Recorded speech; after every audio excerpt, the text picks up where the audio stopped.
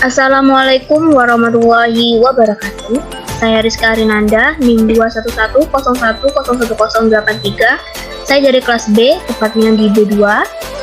Di sini saya akan sedikit menjelaskan mengenai organ reproduksi, baik itu dari genitalia feminina maupun dari genitalia maskulina.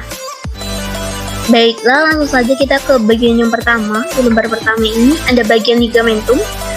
Ligamentum ini merupakan bagian dari genitalia feminina interna yang nomor 17 nomor 1 ini merupakan ligamentum suspensorium ovari. Jadi ini fungsinya yaitu untuk melekat pada ovarium sampai ke bagian dinding panggul sehingga ovarium itu dapat menggantung. Nomor 18 ini adalah bagian ligamentum ovari proprium. Nomor 19 adalah ligamentum teres uteri. Dan nomor 20 ini yang melebar dari samping uterus sampai ke bagian tuba fallopi. Ini disebut dengan ligamentum flatum uteri. Di teks selanjutnya, ini masih di bagian genitalia feminina interna. Yang nomor 13 ini bagian dari ostium uteri internum atau bagian pintu dari dalam rahim ya, pintu dalam rahim. Nomor 14 ini adalah cervix uteri, dan nomor 15 ini pintu luar dari rahim, itu disebut juga dengan ostium uteri externum. Nomor 16 ini merupakan bagian dari vagina eksterna.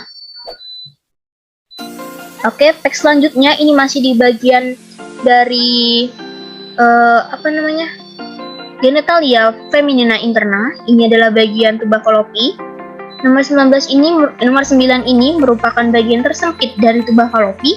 Ini disebut dengan istium tuba fallopi. Nomor 10 adalah ampula tuba fallopi. Nomor 11 adalah infundibulum. Dan nomor 12 ini atau serabutnya ini disebut dengan fimbrium. Oke, kita next back. Ini merupakan genitalia maskulina. Ini bagian interna dan eksterna ya, ini gabungan. Nomor 25 ini disebut juga dengan penis. Nomor 26 ini, sebenarnya 26 ini merupakan bagian dari nomor 25 ya. Ini bagian ujung, disebut dengan glans penis.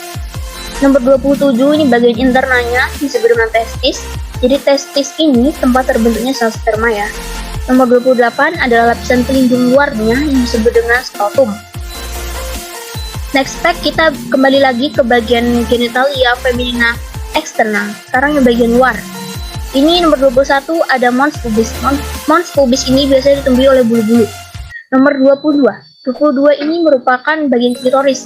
Jadi klitoris ini kalau di bagian genitalia maskulina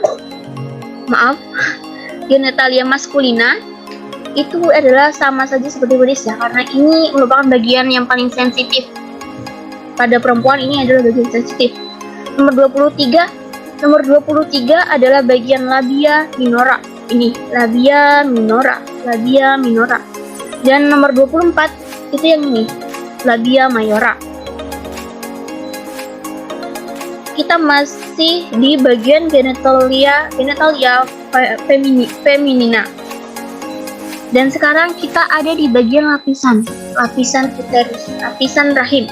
Sama seperti bagian jantung, uterus ini ada 3 lapisan. Ada bagian merimetrium, di nomor 5 ini ada merimetrium bagian tengah. Lapisan luarnya disebut dengan perimetrium, dan bagian dalam ini disebut dengan endometrium. Dan nomor 8 ini adalah bagian fundus atau bagian puncak dari rahim ya.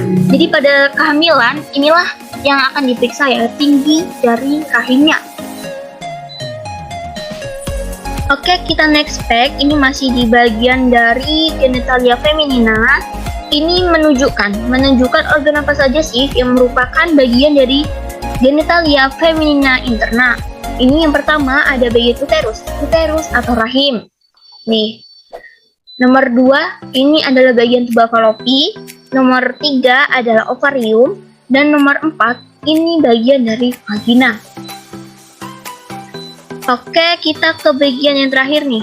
Bagian halaman terakhir, ini merupakan genitalia maskulina interna. Nomor 29, ini disebut juga dengan vas deferens. Jadi fungsinya ini adalah mengangkut sel sperma yang sudah dimatangkan di epididymis menuju ke bagian selanjutnya. Nah, nomor 30 ini seperti yang saya sebutkan sebelumnya, ini adalah epididymis. Jadi epididymis ini akan mematangkan sel sperma yang sudah dibentuk di bagian testis. Jadi nanti di testis ini sel sperma terbentuk dan akan masuk ke bagian epididymis dan dia akan dimatangkan di epididymis. Jadi begitulah prosesnya. Oke, demikianlah penjelasan dari saya mengenai organ reproduksi feminina maupun genitalia maskulina. Apabila ada kesalahan dan kekurangan, saya mohon maaf, dan sedikit berisik saya mohon maaf karena banyak yang lewat. Saya akhiri, wassalamualaikum warahmatullahi wabarakatuh.